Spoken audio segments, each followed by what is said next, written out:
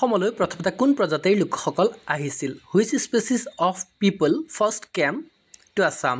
মংগোলীয়, option B ককেছিয়, Austric আৰু আৰ্য। আৰু এই অপশ্যনসমূহৰ ভিতৰত শুদ্ধ উত্তৰটো আমি জানোৱেই, অপশ্যন গ অষ্ট্ৰিকসকল প্ৰথমতে অসমলৈ আহিছিল। আৰু বিশেষজ্ঞসকলৰ মতে অসমলৈ প্ৰথমে আহে অষ্ট্ৰিক প্ৰজাতিৰ লোকসকল, তাৰপিছত আহে মংগোলীয়সকল আৰু তাৰপিছত আহে আৰ্যসকল। প্ৰাচীন অসমৰ প্ৰথম ৰজা ৰূপে কাক জনা যায়? Who is known as the first king of ancient Assam?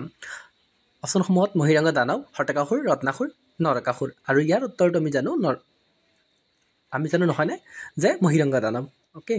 আৰু প্ৰাচীন কামৰূপত ৰাজত্ব কৰা কেইজনমান ৰজাক দানৱ অসুৰ অভিধাৰে নামাংকিত কৰা হৈছিল আৰু সেই ৰজাসকলে আৰ্যভিন্ন হোৱাৰ বাবে এনে অভিধাৰে বুজোৱা হৈছিল। এওঁলোক মহাভাৰতৰ কুৰুক্ষেত্ৰ যুদ্ধৰ সমসাময়িক কালত কামৰূপত ৰাজত্ব কৰিছিল আৰু বিভিন্ন উৎসৰ পৰা পোৱা সম্ভেদ মতে মহিৰংগ দানৱেই দানৱ অসুৰ বংশ তথা প্ৰাচীন অসমৰ প্ৰথম ৰজা। মহিৰংগ দানৱৰ ৰাজধানী আছিল বৰ্তমান গুৱাহাটীৰ বেলতলাৰ মৈৰাংক পৰ্বতত। আৰু মহিৰংগ দানৱৰ উত্তৰাধিকাৰীসকলক অৱশ্যে অসুৰ ৰূপে জনা গৈছিল। মহিৰংগ দানৱৰ পাছত তেওঁৰ বংশৰ ক্ৰমে হৰ্তাকাসুৰ, সম্বৰাসুৰ আৰু ৰত্নাসুৰ নামৰ এই তিনিজন ৰজাই ৰাজত্ব কৰিছিল। ইয়াৰ পিছৰ প্ৰশ্নটোলৈ আমি আহিছোঁ এতিয়া যে ইষ্ট ইণ্ডিয়া কোম্পানীৰ হাতৰ পৰা দেশৰ উদ্ধাৰ কৰিবলৈ 1830 চনত কোনে অসমৰ জনজাতিসকলৰ মৈত্ৰী সংঘ প্ৰতিষ্ঠাৰ চেষ্টা কৰিছিল? Who among the following in 1930 attempt to organize a confederacy of Assam tribes in order to wrest back the country from the hands of the East India Company? আৰু অপশ্যনসমূহত কনচেং বৰপাত্ৰ গোহাঁই আছে, আতন বুঢ়া গোহাঁই আছে, পিয়লি ফুকন আছে আৰু লালুক খোলা বৰফুকন আছে। তো আমি জানো যে ইষ্ট ইণ্ডিয়া কোম্পানী হাতৰ পৰা দেশক উদ্ধাৰ কৰিবলৈ কোনে অসমৰ জনজাতিসকলৰ মৈত্ৰী সংঘ প্ৰতিষ্ঠা কৰিছিল? আৰু ইয়াৰ উত্তৰটো হ'ব অপশ্যন গ পিয়লি ফুকনে। পিয়লি ফুকনে অসমত কি কৰিছিল যে অসমৰ জনজাতিসকলৰ মৈত্ৰী সংঘ প্ৰতিষ্ঠাৰ চেষ্টা কৰিছিল। ইয়াৰ পিছত আমি আহিছোঁ তলৰ কোনখন পুৰাণত প্ৰাচীন অসমৰ উল্লেখ আছে?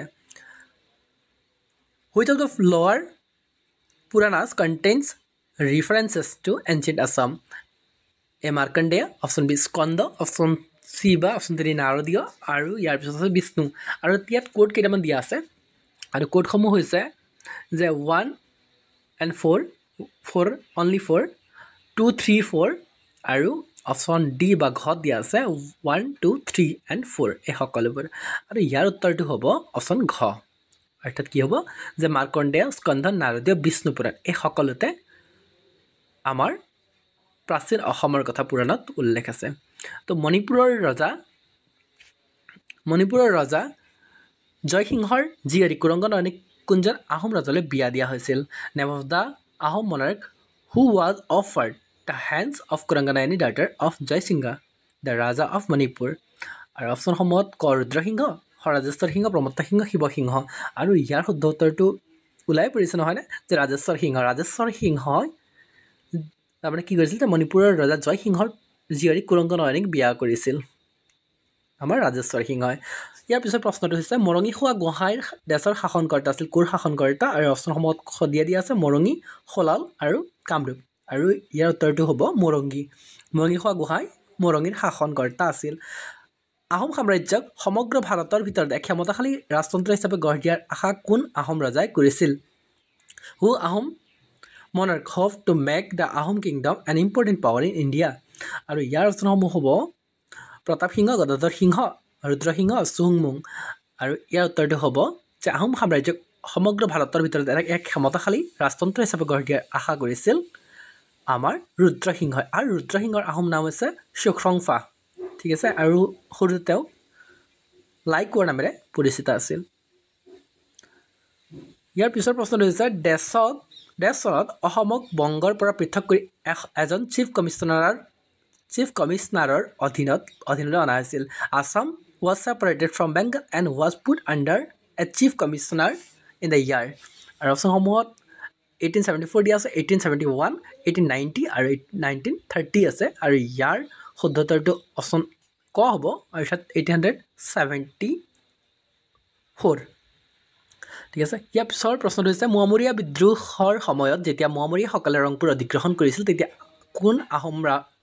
কোনে আহোমৰ ৰাজধানী যোৰহাটলৈ স্থানান্তৰিত কৰিছিল during the Moamoria revolt when the Mohammedans occupied Rangpur who shifted the Ahom headquarters to Jorhat আৰু অপশ্যনসমূহত পূৰ্ণানন্দ বুঢ়াগোহাঁই দেখা পাইছোঁ লক্ষ্মী সিংহ দেখা পাইছোঁ গৌৰীনাথ সিংহ দেখা পাইছোঁ আৰু লালুখোলা বৰফুকনক আমি দেখা পাইছোঁ আৰু ইয়াৰ উত্তৰটো হ'ব পূৰ্ণানন্দ বুঢ়াগোহাঁই আৰু মোৱামৰীয়া বিদ্ৰোহ আমি জানো যে মায়ামাৰা সত্ৰৰ যিবিলাক শিষ্য প্ৰশিষ্যসকলে আহোম ৰাজতন্ত্ৰৰ বিৰুদ্ধে বিদ্ৰোহ ঘোষণা কৰিছিল সেইটো আছিল মোৱামৰীয়া বিদ্ৰোহ ঠিক আছে ইয়াৰ পিছৰ প্ৰশ্নটো হৈছে আহোমৰ প্ৰথম বৰপাত্ৰ গোহাঁই কোন who was the first Borpatra Gohain of Assam অপশ্যনসমূহত আছে ফ্ৰচেংমুং বৰপাত্ৰ গোহাঁই লাকু বৰপাত্ৰ গোহাঁই কনচেং বৰপাত্ৰ গোহাঁই আৰু লাই বৰপাত্ৰ গোহাঁই আৰু ইয়াৰ উত্তৰটো হ'ব প্ৰথম বৰপাত্ৰ গোহাঁই হ'ব কনচেং বৰপাত্ৰ গোহাঁই কনচেং আছিল প্ৰথম বৰপাত্ৰ গোহাঁই আৰু প্ৰথম বৰবৰুৱা আছিল মোমাই তামুলী সেইটো জানো আমি আৰু বৰপাত্ৰ গোহাঁই পদবী কোনে সৃষ্টি কৰিছিল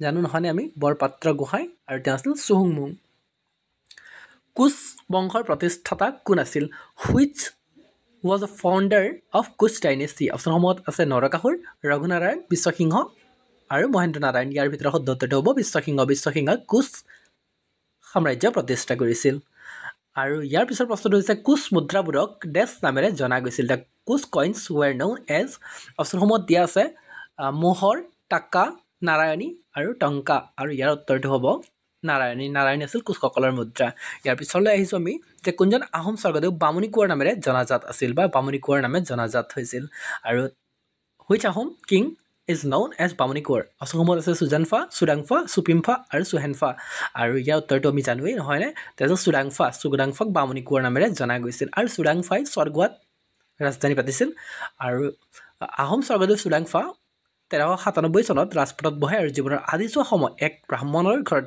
ডাঙৰ দীঘল হোৱাৰ বাবে অসম বুৰঞ্জীত তেওঁক বামুণী কোঁৱৰ নামেৰে প্ৰখ্যাত বা জনা যায় ইয়াৰ পিছৰ প্ৰশ্নটোলৈ আহিছোঁ আমি এতিয়া কোচ ৰজা ৰঘুদেৱৰ জীয়ৰী ৰাজকুমাৰী মঙলদৈক কোনজন আহোম ৰজালৈ বিয়া দিয়া হৈছিল princess Mangaldoi the daughter of Koch king Raghudev was married to which Ahom king অপশ্যনসমূহত আছে জয়ধ্বজ সিংহ নেক্সট অপশ্যনত আছে গদাধৰ সিংহ প্ৰতাপ সিংহ আৰু চুতামলা আৰু ইয়াৰ উত্তৰটো হ'ব যে কোচ ৰজা ৰঘুদেৱৰ জীয়ৰী মঙলদৈক কোনজন আহোম ৰজাই বিয়া কৰিছিল আৰু তেওঁ হৈছে প্ৰতাপ সিংহ আৰু প্ৰতাপ সিংহৰ আহোম নাম চুচেংফা আৰু জনশ্ৰুতি অনুসৰি 1608 চনত কোচ ৰজা পৰীক্ষিত নাৰায়ণৰ কন্যা মঙলা দেৱী বা মঙলা কুঁৱৰীৰ কোনোৰ মতে মঙলদেহী আহোম স্বৰ্গদেউ চুচেংফা বা প্ৰতাপ সিংহৰ সৈতে বিবাহ হৈছিল আৰু যিডোখৰ ঠাইত এই বিবাহ সম্পন্ন হৈছিল কোচ কন্যা মঙলা দেৱীৰ নামেৰে সেই ঠাইৰ নাম মঙলদৈ হয় বুলি জনা যায় ইয়াৰ পিছৰ প্ৰশ্নটোলৈ আহিছোঁ আমি আহোমসকলে কোনটো পথেদি অসমত প্ৰৱেশ কৰিছিল the Ahom entered Assam through which root আৰু অপশ্যনসমূহত আছে মুৰে গিৰিপথ পাটকাই গিৰিপথ ফুংগান গিৰিপথ আৰু ডিফু গিৰিপথ আৰু ইয়াৰ উত্তৰটো হ'ব পাটকাই গিৰিপথেদি আহোমসকল অসমত প্ৰৱেশ কৰিছিল আৰু ত্ৰয়োদশ শতিকাৰ আগভাগত দক্ষিণ চীনৰ মাউলুং নামৰ ৰাজ্যখনৰ ৰাজকোঁৱৰ চুকাফাৰ নেতৃত্বত এই দল পাটকাইত উপস্থিত হয়হি চুকাফাই 1228 চনৰ অৰ্থাৎ 15 আঘোণ 1150 শকত পাটকাই পৰ্বত পাৰ হৈ পেলাই 1229 চনত 16 আঘোণ অৰ্থাৎ 1151 শকত নিজকে ৰজা পাতে আৰু আহোম ৰাজত্বৰ পাতনি মেলে ইয়াৰ পিছৰ প্ৰশ্নটো হৈছে হিন্দু উপাধি স্বৰ্গনাৰায়ণ গ্ৰহণ কৰা প্ৰথম আহোম স্বৰ্গদেউ কোন আছিল the first Ahom monarch to assume the Hindu title Swarganarayan was আৰু এই প্ৰশ্নৰ উত্তৰটো আপোনালোকে কমেণ্ট বক্সত জনাব বুলি আমি আশা ৰাখিলোঁ আৰু ইয়াৰ অপশ্যনসমূহ আমি দিছোঁ যে জয়ধ্বজ সিংহ শিৱসিংহ চুহুংমুং আৰু প্ৰতাপ সিংহ ইয়াৰ উত্তৰটো আপোনালোকে কমেণ্ট বক্সত জনাব বুলি আমি আশা ৰাখিলোঁ থেংক ইউ ভিডিঅ'টো ইমান মনোযোগেৰে চোৱাৰ বাবে তো সমূহ বন্ধু মেলি অশেষ ধন্যবাদ জ্ঞাপন কৰিছোঁ